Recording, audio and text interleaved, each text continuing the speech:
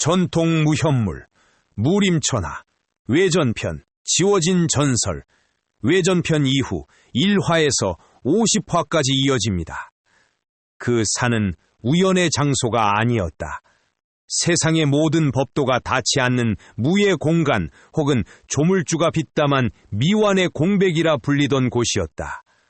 그곳에서는 시간이 흐르지 않았고 만물을 지탱하는 음양의 이치조차 힘을 잃었다. 강물은 거꾸로 솟구쳤으며 떨어진 낙엽은 땅에 닿기도 전에 먼지가 되어 흩어졌다. 화산파는 이 산을 하늘이 버린 땅이라 칭하며 모든 문헌에서 도려냈고 황궁 역시 이곳의 좌표를 존재하지 않는 허수로 취급하여 지도에서 지워버렸다.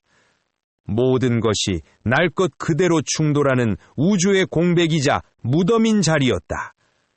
독고황이 그 산을 찾은 이유도 그것이었다. 화산에서 스승을 죽인 그날 이후 그는 무림의 공적이 되었다. 그러나 그는 말하지 않았다. 화산파는 배신자 독고황을 처단하려 했으나 그가 익힌 기괴한 마공을 막을 길은 없었다. 강호에 내로라 하는 문파들이 수많은 고수를 보냈지만 모두 피를 뿌리며 실패했다. 정순함과 사악함이 뒤엉킨 그의 힘은 이미 무림이 감당할 수 있는 경지를 넘어선 상태였다. 결국 이 재앙을 멈추기 위해 나선 것은 황궁이었다. 무림과 황국은 서로 간섭하지 않는 것이 불문율이었으나 독고황이라는 존재가 세상의 균열을 만들자 황궁 최고의 검인 팽왕수가 직접 움직인 것이다. 비 내리는 밤, 그는 산으로 향했다. 황궁의 사냥개가 무림의 지존이자 재앙이라 불리는 독고황의 앞에 마침내 모습을 드러낸 것이다. 궁, 두 고수의 기운이 맞부딪히는 것만으로도 산의 대기가 비명을 질렀다. 억수같이 쏟아지는 빗줄기 사이로 거친 바람만이 몰아친다. 둘은 마주 서 있었으나 눈을 맞추지는 않았다. 숨소리조차 멎은 듯 미동도 없는 정적이 흘러간다. 누구 하나 먼저 입을 열지 않은 채 오직 휘몰아치는 비바람만이 그들의 긴 장포를 사납게 휘날릴 뿐이었다. 훗날 이 싸움은 한 시즌의 대결로 기록될 것이나 그 찰나의 순간 안에는 수십 번의 선택과 수만 번의 생사가 요동치고 있었다. 순간 팽왕수가 움직였다. 휙! 날카로운 파공음과 함께 팽왕수의 검이 독고황의 단전을 간발의 차로 스쳐 지나갔다. 비바람 소리를 타고 낮은 음성이 들려온다. 아이는... 시간이 지나도 돌아오는 대답은 없었다. 팽왕수의 칼이 허공을 찢으며 독고황의 머리 위로 다시금 쇄도했다. 독고황이 몸을 뉘어 찰나의 차로 공적을 흘려내자 오른쪽에서 푸른 진기가 폭발하며 칼을 쥔 손목을 거칠게 밀어붙였다. 푸르르르 궤도를 잃은 칼날이 비껴나가는 찰나 두 사람의 신형이 빙글 돌며 서로의 사각을 파고들었다. 검강과 파공음이 주위의 비바람을 찢어발기며 순간적인 진공의 공간을 만들어냈다. 으악! 누군가의 신음이 터져나왔다. 불과 두 합이 지나갔을 뿐인데도 둘의 움직임이 일시적으로 멎었다.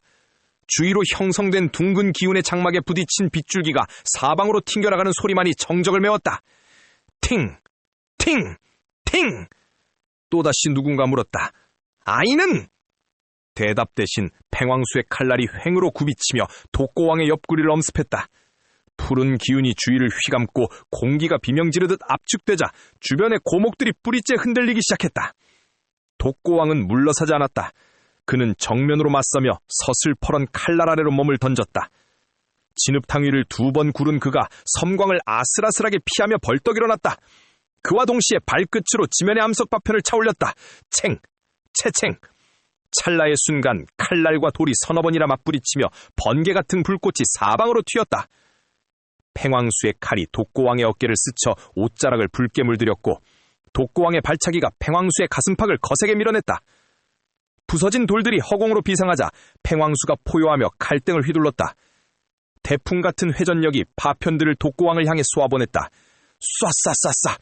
퍽! 퍽퍽퍽! 날카로운 석편들이 독고왕의 뺨을 가르고 지나가며 주위의 나무들을 박살냈다. 또다시 무거운 침묵이 흘렀다. 팽왕수의 칼이 지면을 긁으며 짐승처럼 독고왕의 주위를 맴돌았고 독고왕 역시 피냄새를 맡은 늑대처럼 그 속도에 맞춰 회전했다. 땅을 긁어대는 칼날 소리가 소름 끼치게 들려온다. 찌륵! 쯔륵, 툭, 툭, 팅. 순간이었다. 독고왕의 외침이 폭풍우를 뚫고 하늘로 메아리쳤다. 받아라! 그의 신형이 하늘로 솟구쳤다.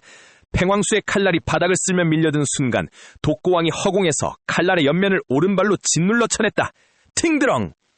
돈탁한 소리와 함께 반동을 이용해 몸을 회전시키자 서늘한 살기가 팽왕수의 안면을 강타했다. 하지만 팽왕수 역시 노련했다. 그는 안면에 상처를 입으면서도 동시에 자신의 발끝을 독고왕의 옆구리에 깊숙이 박아넣었다. 카헉! 두 사람의 입에서 동시에 건붉은 선혈이 뿜어져 나왔다. 아! 내장이 뒤틀리는 고통 속에서도 두 사람은 서로를 죽일 듯 노래보며 비틀거리며 일어섰다. 팽왕수는 바닥에 깊게 박힌 칼을 극룩이 터질 듯한 기세로 천천히 뽑아들었다. 사합의 공방은 이미 서로를 만신창이로 만들어 놓았다.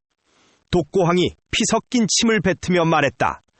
이제 끝내자! 어떤 결과가 나오든 단 한 수로! 팽왕수의 광기 어린 웃음이 터져 나왔다. 하하하! 그러한가? 좋다. 그래야 무사답지. 시간이 멎은 듯 느리게 흘러갔다. 그러나 두 사람의 온몸에서 뿜어져 나오는 무거운 기운은 바람과 오둠마저 밀어내고 있었다. 터질 듯한 압축감이 숲 전체를 짓눌렀다. 비명 지르듯 나무가 꺾이는 소리가 사방에서 들려오고 거대한 바위들이 진동을 이기지 못해 산 아래로 굴러떨어지기 시작했다.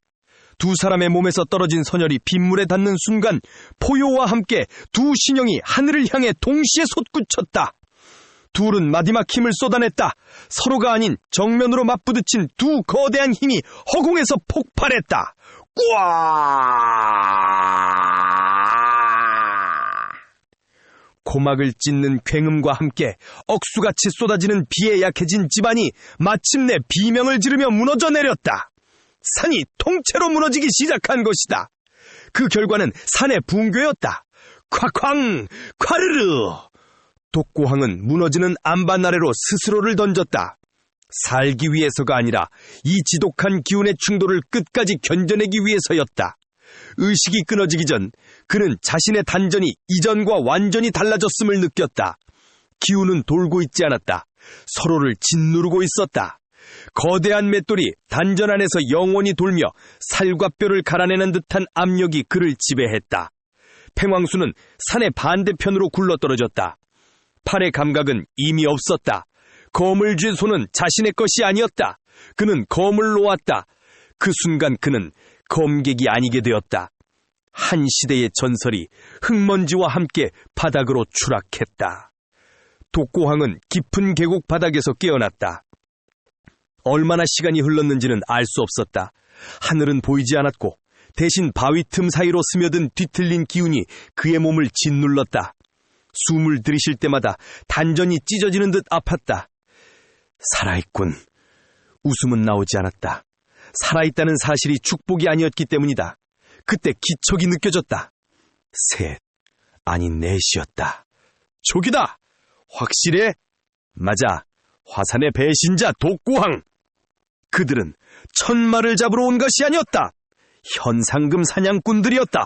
독고왕은 천천히 고개를 들었다. 그 순간 그들은 알았다.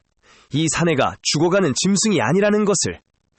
비록 피트성이었으나 그의 눈빛은 이 세상의 것이 아니었다. 챙! 저! 사냥꾼들의 검이 칼집을 빠져나오며 서늘행 금소금을 냈다. 첫 번째 검이 머리 위를 가르며 내려왔다.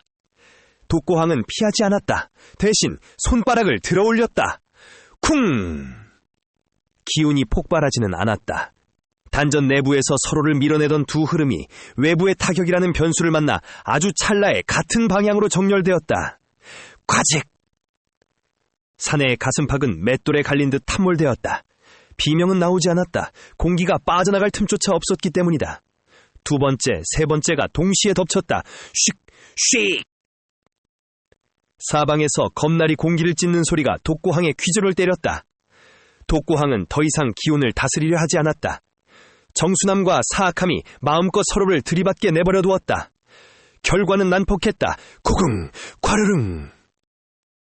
뼈가 부러지는 소리, 장기가 터지는 감각이 손끝으로 전해졌다. 독고황은 피칠갑이 된 채 일어섰다. 그래, 이 힘은 다루는 것이 아니다. 그저 이 파괴적인 충돌을 내 몸으로 버텨내는 것이다. 버티는 자만이 하늘의 마왕이 된다. 그날 밤 무림에는 존재하지 않던 괴물 천마라는 이름이 태동하기 시작했다. 팽황수는 3일나 지나서야 궁으로 돌아왔다. 그는 서고 깊숙한 곳에서 붓을 들었다. 독고황이라는 이름 위에 먹을 덧칠하고 문장은 점점 짧아져 마침내 한 줄만 남았다. 변고 없음. 이것이 그의 첫 번째 선택이었다. 검을 내려놓은 대신 역사를 다루는 길을 택한 것이다. 그는 자신이 지워버린 이름이 훗날 무림을 어떤 공포로 몰아넣을지 예견하고 있었다. 그날로부터 50년, 무림은 그날을 잊었으나 세상의 법도가 멈춘 자리에서 태어난 균열은 여전히 닫히지 않았다. 그날의 대결은 강호 역사상 가장 거대한 의문으로 남았다. 산 하나가 통째로 무너져 내린 전대미문의 사건이었으나 돌아온 결과가 없었기 때문이다. 팽황수는 만신창이가 된 몸으로 홀로 궁에 복귀했고 독고황은 어디에서도 시신조차 발견되지 않았다. 세상 사람들은 이 싸움을 저마다의 방식으로 해석하기 시작했다. 정파의 인물들은 팽황수의 승리를 확신했다. 황궁의 검이 마두를 처단하여 깊은 시면으로 던져버렸다고 믿었다. 반면 어둠 속에 숨어 지내는 자들은 팽황수가 돌아온 뒤 다시는 검을 잡지 못한 사실에 주목했다. 그들은 독고왕이 죽지 않았다고 믿었다. 오히려 인간의 경지를 넘어선 무한가가 되어 때를 기다리고 있다고 속삭였다. 소문은 더욱 기괴하게 변질되었다. 두 사람이 고대의 유물을 차지하기 위해 손을 잡았다거나 시공간에 구멍이 생겨 다른 세상으로 사라졌다는 허무맹랑한 이야기까지 떠돌았다. 결국 그날의 싸움은 누구도 승자를 감히 입에 올리지 못하는 비장한 전설이 되었다. 목격자가 없는 진실은 시간이 흘수록 기괴하고 신비로운 옷을 입었다. 사람들은 진실을 갈구하기보다 보고 싶은 것만을 보았고 각자의 욕망과 두려움에 맞춰 제멋대로 결문을 내렸다. 황궁은 거대한 침묵으로 그날의 일을 덮었다. 마치 처음부터 그런 기록조차 존재하지 않았다는 듯 진실을 매장했다. 무림은 정체 모를 공포와 경외심 사이에서 갈팡질팡하며 오랫동안 앓았다. 누군가에게는 정의의 승리였고 누군가에게는 재앙의 전조였다. 진실은 팽황수가 칠한 검은 먹물 뒤로 영원히 사라진 듯 보였다. 그러나 사람들의 가슴속에 박힌 불신은 꺼지지 않았다. 50년이라는 세월 동안 그 불신은 독고황이라는 이름을 집어삼키고 대신 그 자리에 천마라는 공포의 대명사를 세웠다. 팽황수가 지워버린 역사의 공백은 승자도 패자도 기록되지 않은 대결이라는 기이한 성역이 되었다. 하지만 기록되지 않았다고 해서 존재하지 않는 것은 아니었다. 50년 전의 균열은 닫힌 것이 아니라 거대한 운명의 해일이 덮치기 전에 고요 속에 숨죽이고 있었을 뿐이었다. 역사는 흐르고 전설은 퇴색하지만 지워진 자가 남긴 업보는 반드시 대가를 요구하는 법이다. 이제 그 뒤풀린 인과의 사슬을 끊어내거나 혹은 스스로 그 사슬이 되어야만 하는 존재가 긴 잠에서 깨어났다. 세상의 법도가 멈춘 자리에서 태어난 거대한 균열, 그 대가를 온몸으로 치르게 될 존재 하울룡이 마침내 무거운 발걸음을 내딛기 시작했다.